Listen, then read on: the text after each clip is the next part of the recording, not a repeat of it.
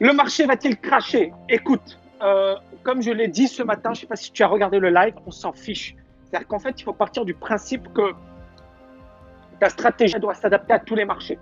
C'est-à-dire que si, encore une fois, il y a deux styles pour opérer sur les marchés. Il y a le trading, où bien évidemment, tu dois avoir une idée, un point de vue sur le marché, mais attention, tu dois élaborer une stratégie. Dans cette stratégie, il y a un cas favori et il y a toujours une alternative. Et il y a beaucoup de gens, en fait, qui sont à la recherche d'une certitude, c'est-à-dire un scénario qui va se réaliser à 100%. Ça n'existe pas, les amis, ça n'existe pas. Donc, en fait, les meilleurs traders au monde, ils jouent toujours en termes de probabilité, pas en termes de certitude. Je ne sais pas s'il y a parmi vous des gens qui ont lu mon bouquin Psychologie des grands traders, mais j'en parle. Il y a un point qui est extrêmement important, c'est le fait de travailler les probabilités. C'est-à-dire que ton objectif, ce n'est pas d'avoir raison dans 100% des cas. En trading, tu peux avoir raison dans 50% des cas et bien gagner ta vie. D'ailleurs, les meilleurs traders, ils n'ont pas des probabilités de succès énormes. Et le problème de beaucoup de gens, c'est qu'en fait, ils confondent trading et prévision. Donc, en matière de trading, tout d'abord, élaborer une stratégie, etc. En matière d'investissement, en fait, tu es dans une stratégie long terme. Et donc, la volatilité, elle peut t'aider. Si le marché se casse la figure, tu peux renforcer ta position, tu peux travailler des positions, tu peux avoir un portefeuille. Et donc, quelque part, que ça monte, que ça baisse, on s'en fiche du moment que ta stratégie est bonne, du moment que ta stratégie, tu la comprends, du moment que tu ne vas pas être désarçonné. Qu'est-ce qui se passe généralement chez les particuliers? Quand ça monte, ils achètent massivement. Quand ça baisse, ils vendent massivement. C'est ce que l'on appelle un gap de comportement ou behavioral gap. C'est-à-dire qu'on a étudié les marchés financiers sur 30 ans, 40 ans, et on a étudié la performance des particuliers. Et on s'est rendu compte qu'il y a un énorme différentiel entre la performance du marché, la performance des particuliers. Ça s'explique comment? Ça s'explique par les frais de gestion, les commissions, mais également par la psychologie. C'est-à-dire que généralement, les gens rentrent trop tard et sortent trop vite. Et donc, ton objectif, c'est quoi? C'est de te dire, OK, si la bourse se casse la figure, est-ce que mon portefeuille, il est bien? Est-ce qu'il est solide? Comment il peut encaisser les chocs? Et à partir de là, avoir confiance dans ta stratégie. Mais si au moindre petit crack, etc., tu es désarçonné, tu es foutu. Par exemple, il y a des stratégies que j'enseigne à mes étudiants, il y a d'autres stratégies qui n'ont même pas perdu d'argent cette année. Même quand il y a eu le crack, ces stratégies, elles ont tenu. Pourquoi? Parce qu'elles font partie des stratégies qui permettent d'amortir les chocs. Et cette stratégie, en l'occurrence, elle a gagné pas mal d'argent depuis le début de l'année. Et donc, tu vois très bien que il ne faut pas tomber dans le piège de la prévision. Maintenant, encore une fois, si tu fais du trading, si tu fais des options, si tu joues des gros mouvements spéculatifs, ça peut être intéressant. Mais c'est un jeu dangereux. C'est-à-dire que c'est un jeu dédié aux pros, aux personnes qui ont un background, aux personnes qui maîtrisent bien leurs émotions.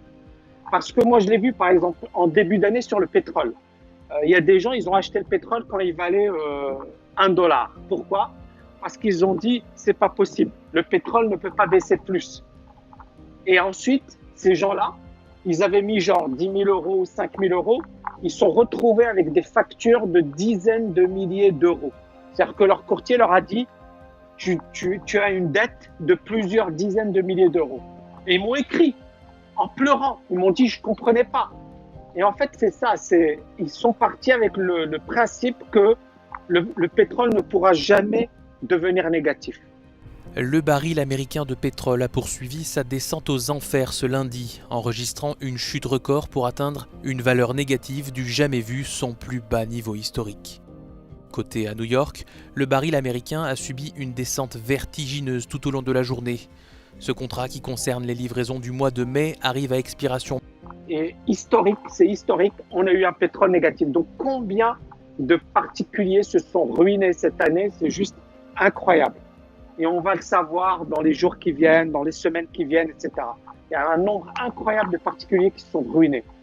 Et donc, soyez extrêmement prudents par rapport à ça. Alors ensuite, pragmatique, agir. Yes. Tu en penses quoi, t'as mis de l'interview de David Under, le S&P va cracher de 80% en 2021. Je m'en fiche, Augustin. C'est-à-dire, le problème, tu sais, il peut avoir raison, il peut avoir tort. Mais en fait, tu sais qui a toujours raison? Tu sais qui a toujours raison? Le marché. Je vais te donner un exemple concret que j'ai vécu perso. À un certain moment, je travaillais dans une grosse entreprise et tu avais Patrick Artus, qui est un économiste connu, qui disait le dollar va s'effondrer. Tu avais George Soros qui disait le dollar va s'effondrer. Donc tu avais deux. Alors Patrick Artus, c'est quand même un économiste connu, diplômé de Polytechnique, il a écrit plein de bouquins, c'est quelqu'un de très respecté, c'est quelqu'un que j'apprécie, d'accord? Sauf que là, il disait le dollar va s'effondrer. George Soros, le dollar va s'effondrer. Et tous les mecs que j'avais au téléphone, les cambistes, ils me disaient Tami, le dollar va s'effondrer. Et moi, vous savez ce que j'ai fait? J'ai acheté du dollar. Pourquoi? Parce que le marché, il avait raison. C'est-à-dire que les indicateurs me donnaient un signal plutôt acheteur sur le dollar. Donc, ce que je veux te dire, c'est que quand tu étudies bien les marchés, par exemple, si tu étudies bien ma formation, tu n'as même pas besoin que je réponde à cette question. Pourquoi? Parce que tu vas comprendre automatiquement ce qu'il faut faire. Donc, ce que dit tel expert, il aura peut-être raison ou il aura peut-être tort, mais on s'en fiche. Parce que le plus important, c'est le marché. Donc, si tu comprends ce principe, tu as déjà une énorme longueur d'avance. Et donc, encore une fois, ne tombez pas dans le piège de ce que dit Trucmuche machin, parce que c'est du bruit. Et c'est quelque chose que je me tue à expliquer à mes étudiants. C'est-à-dire que quand tu prends ta stratégie, ta tête doit être focalisée sur OK, les avantages, les inconvénients, et est-ce que c'est une bonne stratégie.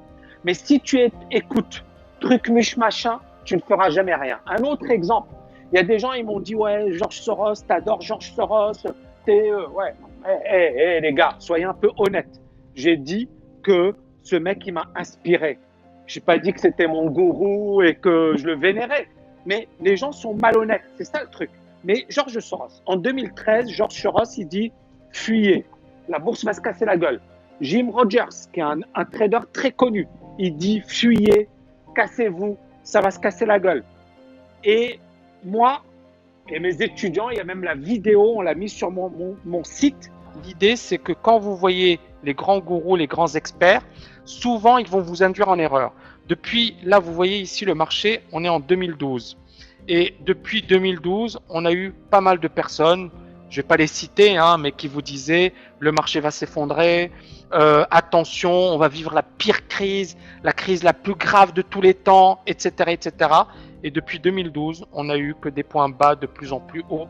Le marché n'a jamais baissé durant toute cette période. Et ça, encore une fois, ça montre l'importance d'être indépendant, l'importance d'être autonome, l'importance d'avoir une véritable stratégie et de ne pas tomber dans le piège. Je dis à mes étudiants, il ne faut pas suivre ces gens-là. Ils sont en train de vendre de la peur, il ne faut pas suivre ces gens-là. On est en 2013-2014. Il y a Jim Rogers, il dit « vendez tout, fuyez ». Donc, ce que je veux te dire, c'est que quand tu prends une décision, ce n'est pas moi, ce n'est pas X, ce n'est pas Y qui doit te dire ce que tu dois faire. Tu dois prendre ta décision.